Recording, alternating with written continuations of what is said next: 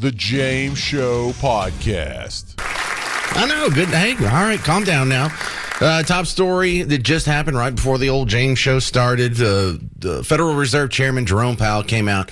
And no big surprise that he announced he's cutting rates here, but there's a couple of things he added to his little speech afterwards that is causing a little bit of market shakiness, should I say? In support of our goals and in light of the balance of risks to employment and inflation, today the Federal Open Market Committee decided to lower our policy interest rate by a 0.25 percentage point. We also decided to conclude the reduction of our aggregate securities holdings as of December 1. Aha, that's the big part right there. We're going to reduce our holdings. We're going to end the reduction of our holdings. So do you remember the term, if you go back a few years, quantitative easing? This was this term that they used as putting Christmas wrapping paper on the idea that they're going to print money and throw it into the economy. Well, let's be even more specific. They're going to print money and throw it into mortgage-backed securities is what they did. And so the ultimate backstop on all the big shortfalls that were happening with the credit default swaps, it ended up being paid for indirectly by you. They just printed money that inflated your currency, and they started throwing it at Wall Street, at their friends on Wall Street. They just printed billions and billions, trillions actually, of dollars, about $6 trillion total between the quantitative easing and all the extra COVID spending that had to happen, or they just printed money out of thin air. And so there's this big run-up of assets that they ended up owning. I mean, we kind of ended up owning it, but technically it's the Federal Reserve, and they're not really part of the government. They're an independent agency, air quotes. And so, you know, as years go by, they're not going to hold these things to completion. They're not going to wait for 30-year mortgages to pay themselves off or be sold. So they've been trying to take them off of the balance sheet, but the problem is that has sort of a quantitative tightening effect, is the sort of the reverse of the quantitative easing, and they're going to stop that. Which you're like, how does that affect me? Yeah, it really doesn't. It really affects the people on Wall Street more than anything. It does affect you in the fact that these people are monkeying around with the purchasing power of your dollar, and so if you don't understand how this affects you today, well, just rewind. 5 years ago, your dollar could buy 25% more than it buys now. That's a pretty big effect, right? And I'm not blaming this on Powell. Powell is the guy that's just got to come out and lie to your face about all these situations, because he's covering for the idea that we've created a system in which there is no ceiling on government spending. They can spend whatever they want. They'll tax as much as they can, but that's not going to stop them. They'll spend as much as they want. It's the Federal Reserve's job to print the rest of the money, and they come up with the excuses on how this isn't just a big Ponzi scheme. But a couple more clips here that affect your money. I think the one that really is affecting the stock market more than anything is he said, listen, we have another meeting in December, and I know people are expecting another rate cut. Well, I know we've promised other rate cuts, but that's not necessarily going to happen. In the committee's discussions at this meeting, there were strongly differing views about how to proceed in December. A further reduction in the policy rate at the December meeting is not a foregone conclusion. Far from it. Policy is not on a preset course. At today's meeting, the committee also decided to conclude the reduction of our aggregate securities holdings as of December 1. Don't you hate the way that they just mangle the English language? Yeah, we've decided that it's no longer a foregone conclusion. You know, the way you would talk to people on the street or people that were across the desk from you in a work situation, or someone who had just called you on the phone, is you would say, yeah, I know I told you that you can expect another rate cut by the end of the year, but that's not necessarily going to happen. We reserve the right to change our mind. What he really should be saying is, man, we have no idea what we're going to do. We say things all the time and they end up being wrong. And so we never come out and say, whoa, we were really wrong about that. Never once has the Federal Reserve had a press conference. They're like, whoa, we really boo-booed that one up. We really boogered up that rate change. And so we have a human endeavor that never admits when they were wrong. I mean, you have the coach for the Cowboys can't go to a press conference and always be right without being ridiculed. This guy is in charge of your money. And look, whenever someone talks this convoluted, you need to be suspicious too. But is the end of this quantitative tightening that if you put it on a spreadsheet and ask how this affects you directly, not much. But it is a bad sign if things are going so good. Like when things were going bad, you were doing quantitative easing, quantitative tightening. The fact that they were able to sort of leak these off the balance sheet without causing any sort of convulsions was a sign that things are doing pretty good. Does this mean things aren't doing as good anymore? Our long-stated plan has been to stop balance sheet runoff when reserves are somewhat above the level we judge consistent with ample reserve conditions. Does that mean anything? Signs have clearly emerged that we have reached that standard. Like, I wish my 8th grade English teacher was in here. Like, Miss Cooper, what does that sentence even mean? Like, if I diagram that out, think of what he just said. Our long-stated plan has been to stop balance sheet runoff when reserves are somewhat above the level we judge consistent with ample reserve conditions. That doesn't even mean anything. It has been it's been our position that we're going to stop balance sheet runoff, which is a weird code word for selling the assets that we bought on the taxpayers' behalf, selling the mortgage-backed securities, at a time that we consider ample. So we're just going to do it whenever we feel like it, and that's been your long-standing position. You didn't even say anything. This doesn't even mean anything. It's almost like, I have a feeling that a whole big part of the college experience and the curriculum is to fill people who are just of average or maybe below average intelligence with a way of speaking that sounds intelligent to people who aren't. Right? Oh, well, he must be intelligent. He's using all kinds of big words and balance sheet runoff, and that's not how poor people talk. He didn't say anything smart there. He didn't say anything there. Our long-stated plan has been to stop balance sheet runoff when reserves are somewhat above the level we judge consistent with ample reserve conditions. Signs have clearly emerged that we have reached that standard. What's the standard? In money markets, repo rates have moved up relative to our administered rates, and we have seen more notable pressures on selected dates, along with more use of our standing repo facility. It's been our long-standing plan to adjust rates whenever we feel like it, to adjust the balance sheet runoff whenever well, that's not a long-standing plan. If it changes with the wind, you're contradicting. I hate this stuff. I really do. I really feel like this is one of the lowest forms of kabuki theater that we get from the political arena, and no one calls it out. You know, this is a very much emperor has no clothes. These people don't know what they're talking about. They get everything wrong. They're talking convoluted. They're contradicting themselves in consecutive sentences, and these are the people that are in control of your money supply. What you really want to know is, well, am I going to get a better rate on my mortgage? No. If you got a 6.5% mortgage, no, it's not going to go down to the low fives or high fours, and you're going to refi and be able to save a few $100 a month. That's what you really want to know. The answer is no. I can cut through all these lies and the 32-minute press conference that I had to listen to for a no. That's what it is. It's a no. All right. Now my next guest, Richard Stern from Heritage Foundation, is going to explain how this affects you, if it'll affect you much at all. Welcome back to the show, Richard. What do you think? How the average person listening out there, how would you rate this, how much they would be affected by this? Well, thanks for having me back on to talk about this. So, look, it's probably not going to have too much of an effect right now on the market at all. However, it may have the effect of lowering mortgage rates and car loan rates, which means that if you're looking to buy a home or refinance your mortgage, you might be able to get better terms for it. But, you know, part of what the Fed is doing right now is trying to balance out the high inflation we're seeing with trying to get growth going, trying to allow people to get loans for businesses or refinance their mortgages or buy homes. So you see the stock market was tickling 48,000, the Dow was, until a few minutes into his press conference. And my guess here is the markets didn't like what he was saying about the quantitative tightening, if the cool kids are still calling it that, and the idea that we may not get another rate cut in December. That was previously expected.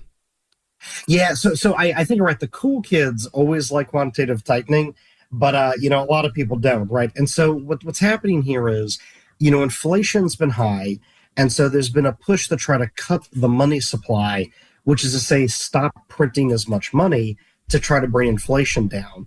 But at the end of the day, you know, while the Fed was trying to keep inflation lower, it was making it hard to get your hands on cash. So what they're doing here is, without saying it overtly, is they're abandoning the goal of bringing inflation down at the expense of putting more money into the system, but trying to shake things up a little bit. So I think markets are responding a little bit to the abandonment of the inflation target. Right. And I think they're also responding to Jerome Powell's paranoia, and it might be well-founded, that the market is slowing down. That's what I think they're responding to.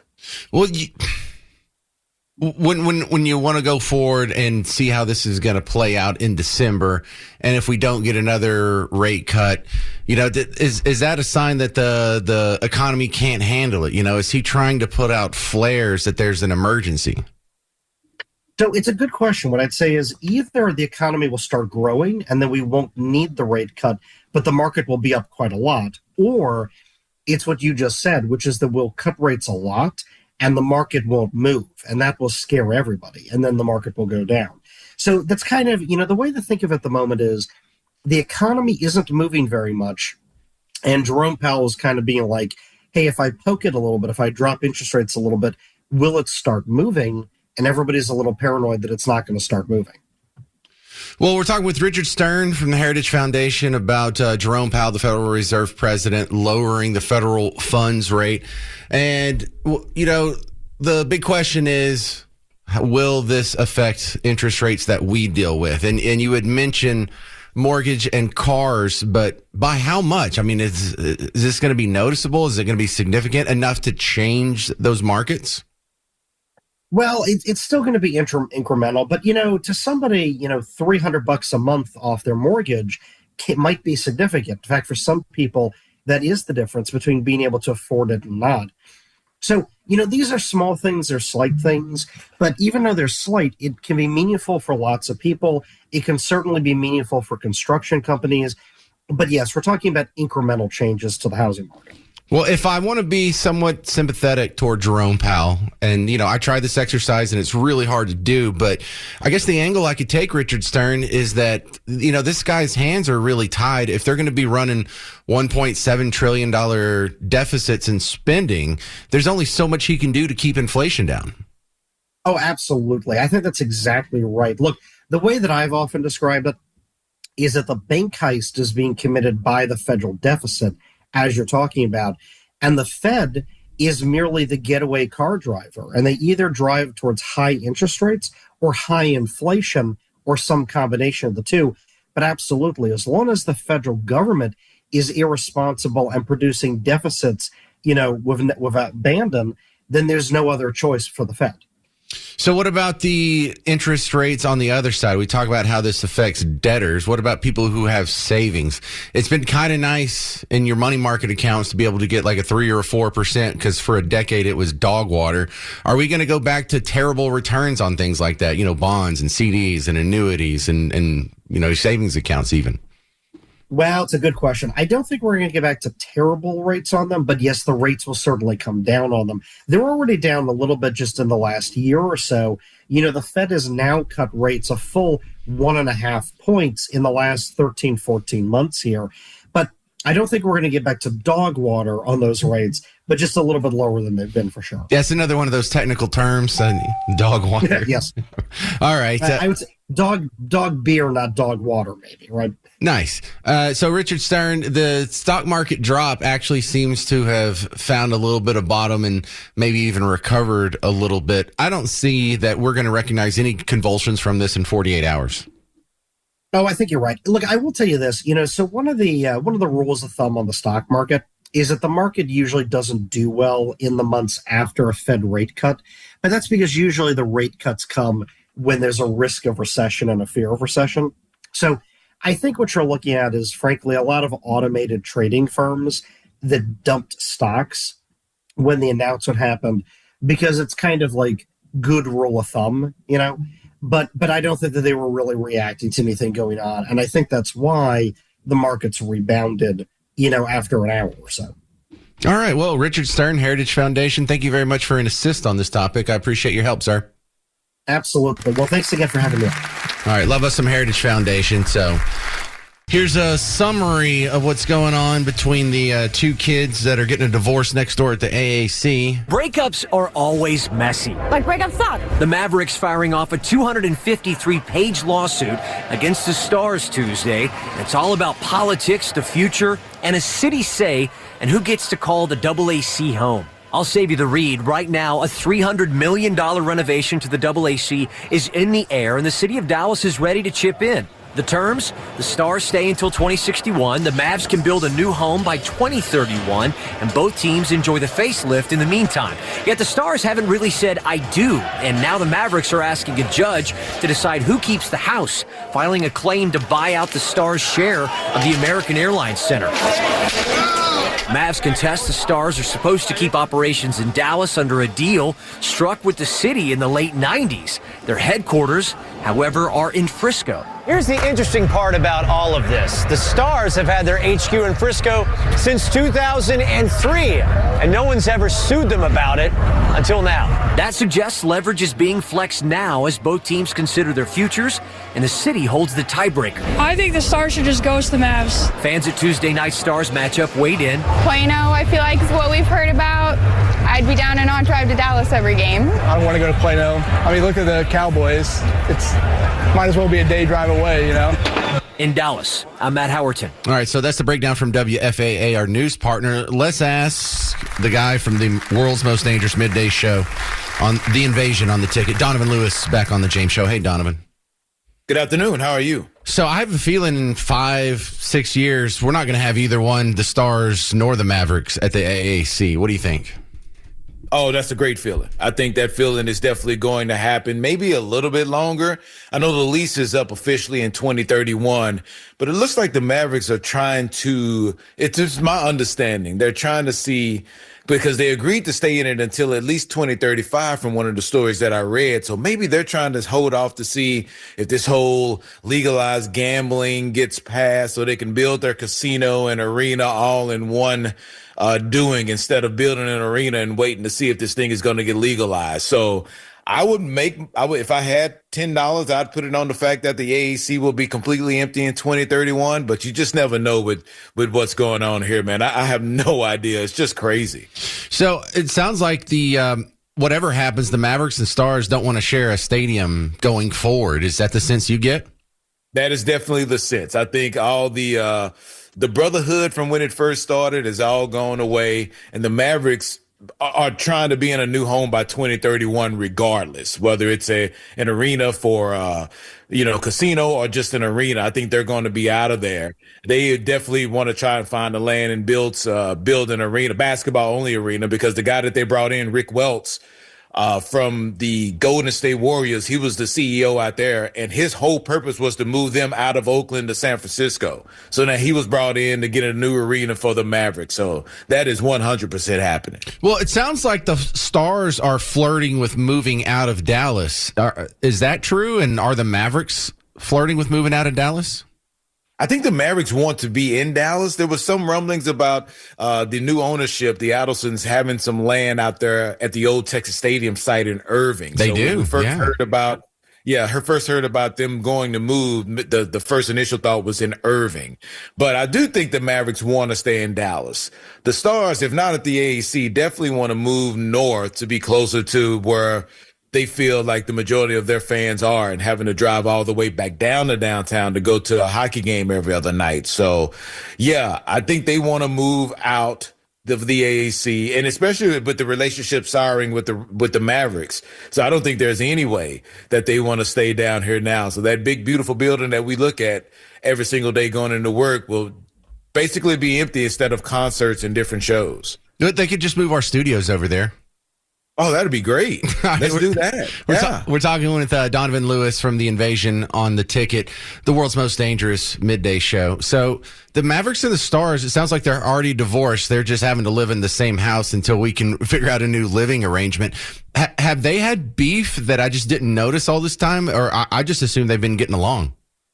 Man, I think the assumption is correct, and I think we've been thinking the same thing, because in the stories coming out now, it seems like this has been going on for about a year, as far as, withholding money from the AAC, the money that they've made. The Mavericks are withholding money from the Stars and putting it in escrow or something like that. What? So it feels like that this has been a year, and I guess this kind of coincides with the Adelson family buying the Mavericks from Mark Cuban, and maybe them going over all the paperwork that's been, that that's between the two teams. And then they realize, oh my gosh, there's this clause that if they move their headquarters out of Dallas, then they're in breach of this contract. So let's just try and see if we can get what we want by using that and hanging it over their heads. And now it's just come to a head. It's been going on for about a year. The Mavericks filed the lawsuit. The Stars this morning countersued, and it's just a mess. I expect to see it on Judge Judy. If I turn on Judge Judy in the afternoon, I feel like the Mavericks and the Stars may be on there trying to dispute something that's going on. Yeah, it could be on like CSI. We're going to get to the bottom of this mystery. Right. Yeah. All right. Why don't they just build it over there where we have the Globe Life Field and the Cowboy Stadium? That'll just be Sports Central. It's in the geographic center of the Metroplex. Let's just move all the sports teams and Six Flags and Wet and Wild. Just everything's going to be right there. See, for me, I don't like that because it's Dallas. You wouldn't have any of your sports teams in Dallas proper. Yes, it's the Metroplex, but it's not Dallas. When you go to other cities and those stadiums are downtown and those stadiums are right next to each other and you can hop on public transportation and go to the stadium, like that's great. That's what it seems like it should feel like. Just kind of shipping everything out to the suburbs. It feels more San Francisco and New York than Dallas. You know? Oh, I feel that. But, the Dallas Cowboys hadn't been in Dallas since the Cotton Bowl because, Texas Stadium was in Irving, now Arlington. Right. So we don't even know what that's like. And, man, the rumor when they wanted to build the new stadium and they were buying houses and property over there by Fair Park, thinking that maybe that would be the site for it. And then you had a lot of people fighting against it, and they just said, screw it, let's go to Arlington. So, to me, if the Stars move and then the Mavericks eventually move out of Dallas, it's almost like don't even have Dallas on your chest because Dallas is not even represented in the Big Four sports. And it just doesn't feel right to me. I hear you. And it's kind of awkward watching your parents argue like this, because you like both of the franchises. You don't want them to, I know. You want them to stay, but whatever. All right. Donovan Lewis from The Invasion on the ticket. Thank you very much for clearing that up for us, sir. Thank you for having me, man. Really appreciate it. Look, aside from making fun of the people who are crashing out over the food stamps being cut off, aside from having the philosophical and really political discussion, let's focus here on our own backyard and our own community, because right now food pantries need your help. Today marks day 28 of the federal government shutdown, and some critical programs are running out of money. Food pantries across North Texas say they're feeling the pressure and the frustration. And they're not doing something is doing something to millions of Americans. This is where we stand. This is where we are today. Come back next week, it could be nothing on our shelves as well. The U.S. Agriculture Department says those SNAP benefits will not go out on November 1st, and that impacts more than 3.5 million Texans. Here locally, closer to home, more than 600,000 people rely on SNAP to feed their families. The average Texas household gets $378 a month. And we know that food banks were already stretched thin before this shutdown, and many say they are now bracing for a big surge in need. All right, WFAA, our news partner on that report. Food banks right now need your help. And if you're thinking, Parker, I don't have time for that. I don't have time to go get some food and drop it off. I don't have time to volunteer. Now, I'm not asking you to do that. How about $40? $40 to who? Figure it out. Ask your phone. Because, North Texas Food Bank is sort of the food bank jurisdiction I'm under here. But yesterday I had an email from someone who said, hey, I donated to my local food bank here in Clarksville. Do you know where Clarksville, Texas is? It's like 30 miles east of Paris. The real Paris, not the cheap copy they have in France, but Paris. And I was thinking, you know what? Everyone find out. If you don't already know what your local food bank is, the closest food bank, the one that serves your community, now's a good time to find out. I'm not going to go look it up for every municipality that is in the WBAP listening area. You need to find that if you don't already know. Out in Bug Tussle, we have the East Texas Food Bank. I remember when I lived in New Orleans, it was called Second Harvest. If you're living up in the North Dallas area, I talked to Cheryl from Minnie's Food Pantry yesterday. So find out. North Texas Food Bank was interviewed. Their CEO, Tricia Cunningham, talked to WFAA this morning. If the SNAP program is not funded for November, as it is not planned to be, I've heard it will be the greatest example of mass hunger in the U.S. since the Great Depression. Do you think that's a fair description? I do think it's a fair description because food banks cannot make up that gap. If you just look at the 12 counties that the North Texas Food Bank serves, it's about an $80 million per month in loss of benefits for those individuals that while they will get them on the back end, we know in order to qualify for SNAP, you don't have a safety net. You don't have reserves to dip in. So you can't float the government in order to be able to get those payments later on. So they're going to be turning to food banks and food pantries. And we've already heard from our partner agencies that are out in the communities that they've already seen that. Do you buy that, though? Because the two parts of that I find questionable. This will be the greatest example of mass hunger since the Great Depression. Stop it. That's ridiculous. Number two is the idea that, well, we just can't handle our poor people without the government being involved. Well, we did it for all of American history up until LBJ. And if we've forgotten how to do it, then we need to relearn how to do it. You damn straight we can take care of poor people and hungry people without a government program. It would take all of us chipping in, or at least more of us chipping in than we do now. But the estimates on what that would cost are kind of iffy. Because if you look at, like, how much would it cost? How much are we paying per person for all of these means-tested programs? The number's bigger than you think.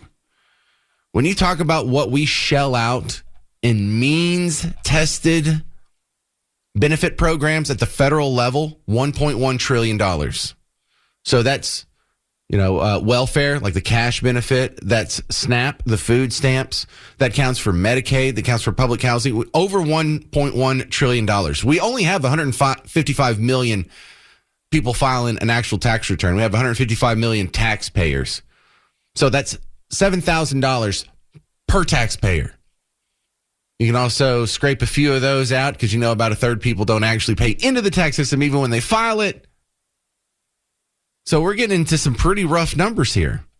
If you count the other social programs, there's two of them that are even more expensive than combining all the means-tested benefit programs. You have Social Security, which paid out $1.5 trillion last year. That's 22% of the whole budget. Medicare is another $912 billion. And if you want to add in what the states pay on top of that, you can throw in almost $800 billion, another $750 billion. So we are throwing out over $3 trillion, about $4 trillion in social programs. Are you really getting the return for your money on that? Because I see people trying to use some weird math here. And if you just take just the SNAP benefits and you divide it by all the people in America and not just the taxpayers, you can come up with a pretty low number. Check this out. Hey, so by the way, the average American in taxes pays $36 per year in taxes towards SNAP benefits. So all of these people coming on the internet being like, it's not my job to pay for your kids and your housing and blah, blah. Shut the up. $36? That just tells me that you're a horrible person. I'm sorry. I'd give $100 a year. I'd give $200 a year if it meant getting people off the streets and fed.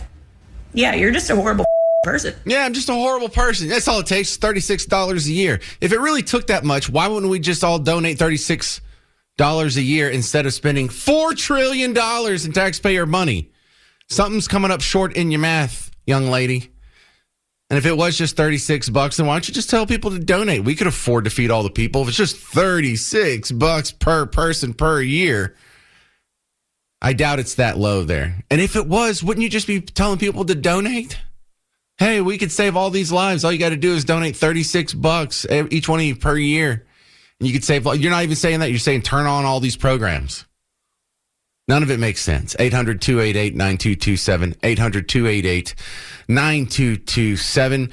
Coming up next, will the food stamp crash out create lesbians?